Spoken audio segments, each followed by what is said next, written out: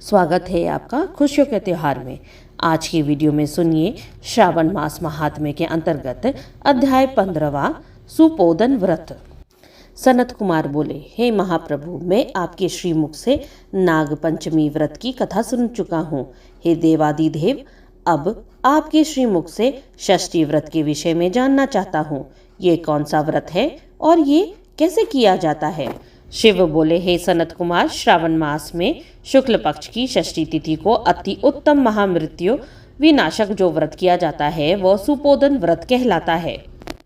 शिव मंदिर में अथवा घर में ही महादेव की पूजा करके दाल आटे भात का नैवेद्य, जिसमें नमक और आम का साग हो, रखना चाहिए।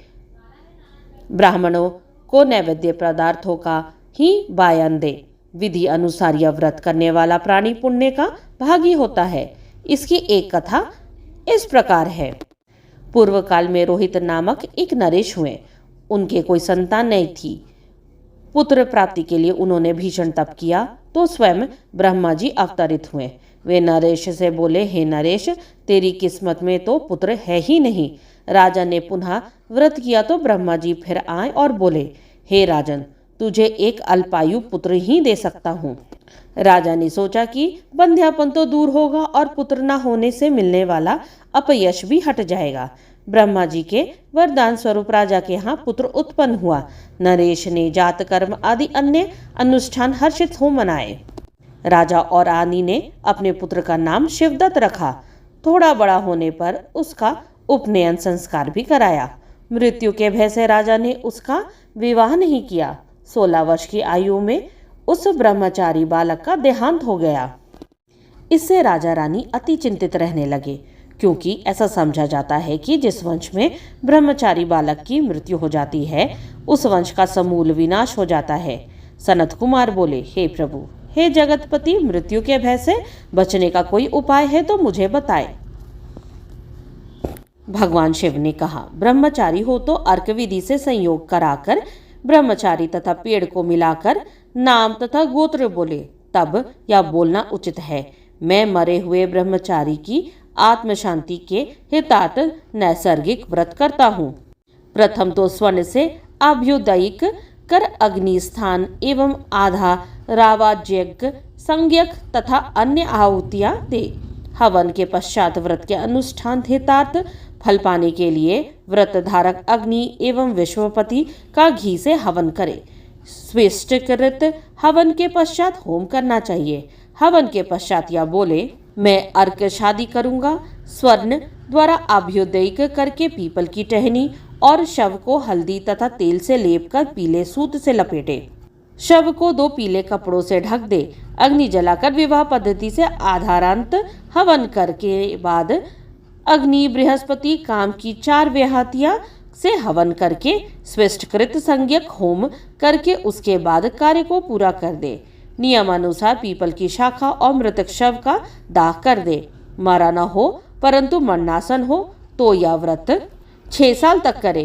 30 ब्रह्मचारियों को नई कोपिन तथा प्रत्येक को 1-1 हस्त लंबा या कण मात्र का कृष्णार्जुन दान करे। उन्हें खड़ाऊ, छाता, गोपी चंदन, मणि, प्रवाल माला तथा आभूषण आदि भी प्रदान करे। इस क्रिया के करने से कोई बाधा नहीं आती है। शिव बोले, हे पुत्र, तब नरेश ने इस विधि को ब्राह्मण से सुनकर सोचा कि यह विशेष अर्क विवाह मुझे बिल्कुल भी नहीं भाया है। विवाह का प्रधान होना ही ठीक होता है। मैं तो नरेश हूँ, परंतु इससे कोई अपनी पुत्री देगा तो मैं उसे अनंत रत्न व आभूषण दूंगा। उसी नगरी में एक ब्राह्मण का निवास था। उसकी दूसरी पत्नी अत्यंत ही कुटिल व चालाक थी। उसकी प्रथम पत्नी का देहांत हो गया था। उसने लालच में आकर राजा को अपनी मरी हुई सौत की कन्या, जो केवल 10 वर्ष की ही थी, शादी के लिए दे दी। राजा ने बदले में उसे 1 लाख रुपया दिया। राजा के कर्मचारी उस लड़की को शमशान भूमि में ले गए, जहां पर राजपुत्र का शव रखा था। वहां पर मृत राजकुमार से उसका विवाह कर दिया गया। तब उसे राजा के लड़के की देह के साथ जलाने की तैयारी होने लगी। इस पर वह लड़की उन कर्मचारियों से बोली कि आप यह क्या कर रहे हैं? कर्मचारी बोले कि हे सुंदरी, तेरा पति तो मर गया है, अतः हम तुम्हें इसके साथ जला रहे हैं। वह रोने लगी और बोली कि आप मेरे पति को ना जलाए, मैं इनके साथ यहीं वन में रहूंगी। आप लोग यहाँ से चले जाएं। मेरे पति अभी सो रहे हैं, जब वे उठेंगे तो मैं उनके साथ आऊंगी। लड़की की वाणी सुन राजा और अन्य कर्मचारीगण वहां से चले गए। नगर के वृद्ध एवं बुद्धिमान लोगों ने सोचा, अब तो नारायण ही इस सौत पुत्री की रक्षा करेंगे। सौतेली माँ ने इस कन्या को बेचा है। जब वह सब लोग चले गए तो वह बालिका शव के पास बैठकर रुदन करने लगी और शिव पार्वती को पुकारने लगी। भगवान शिव उस बालिका की करुणावाणी सुन पार्वती सहित नंदी पर सवार हो उस वन में वहां पहुंच गए जहां बालिका रुदन कर रही थी। बालिका ने जब शिव पार्वती को देखा तो वह उठ खड़ी हुई। उसने सोचा, अब मेरे पति जी उठेंगे। उसने प्रभु से कहा, क्या मेरे पति जी उठेंगे?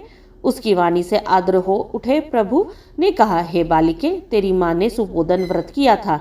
अब तुम तेल तथा जल से उसे फल का संकल्प करके वह अपने मृत पति को प्रदान कर अपने मृत पति से प्रार्थना कर बोलो, हे स्वामी, मेरी माँ ने जो सुपोदन व्रत किया था, तुम उसके पुण्य प्रभाव से जीवित हो उठो। बालिका ने महादेव पार्वती के आदेश का पालन करते हुए उनके द्वारा बतलाई गई विधि का पालन कर संकल्प किया और तेल जल अपने मृत पति को प्रदान किया तो उसका मृत पति शिवदत्त उठ बैठा। शिव पार्वती बालिका को सुपोदन व्रत करने की सलाह दे अंतर्ध्यान हो गए। शिवदत्त ने उस बालिका से पूछा, तुम कौन हो और यहाँ क्यों आई हो? बालिका ने अपने पति को जो जीवित हो उठा था सब हाल कह सुनाया। इस हाल चाल को कहने सुनने में सारी रात व्यतीत हो गई। प्रातःकाल शमशान भूमि के नजदीक आए हुए नर नारियों ने जब उन दोनों को जीवित देखा तो उन्होंने नगर में वापस जाकर राजा को बतलाया कि उनका पुत्र जीवित हो उठा है और पुत्र वधू और राजकुमार सकुशल हैं। वे दोनों नदी तट पर बैठे हैं। नरेश यह सुनकर अति हर्षित हुआ और वह दल बल और बाजे गाजे सहित नदी के तट पर उन दोनों को लेने जा पहुंचा। जनता ने भी हर्षित हो राजा की स्तुति की और उसको बधाई दी। परंतु राजा मेरा पुत्र वधू पर अत्यंत ही प्रसन्न था। राजा और रानी ने अपनी पुत्र वधू और पुत्र को गले लगा लिया था। नरेश राजा ने जनता से कहा, हे नगरवासियों, मैं तो एक दक्षिणा दे तुच्छ जीव हूँ। आप नरेश ने नगर द्वार पर वधू की स्तुति करे। पुनः जीवित हो जाने की खुशी में विद्वान ब्राह्मणों के निर्देशानुसार विधि पूर्वक शांति प्रार्थना भी की। शिव बोले, हे ब्रह्मापुत्र सनत कुमार, हे वत्स, मैंने तुमको सुपोदन व्रत विधि नियमानुसार कह सुनाई है। प्राणी मात्र को चाहिए कि वह यह सुपोदन व्रत 5 वर्ष तक लगातार करके ही उद्यापन पूरा करे। अतः शिव पार्वती का प्रतिदिन पूजन करना चाहिए। प्रातःकाल चारू तथा आम के पत्तों से हवन करना चाहिए। बतलाए गए ढंग से ही नैवेद्य तथा वामन देना चाहिए। इस व्रत से मनुष्य को चिरायु प्राप्त होती है और मरणोपरांत वह शिवलोक पाता है। इस कथा के पाठ से क्या फल मिलता है? इस 15वें अध्याय के पाठ श्रवण से दीर्घायु की प्राप्ति होती है। इसके साथ ही श्रावण मास महात्म्य के अंतर्गत अध्याय 15वां सुपोदन व्रत समाप्त हुआ। अगली कथा सुनने के लिए हमारे साथ जुड़े रहें।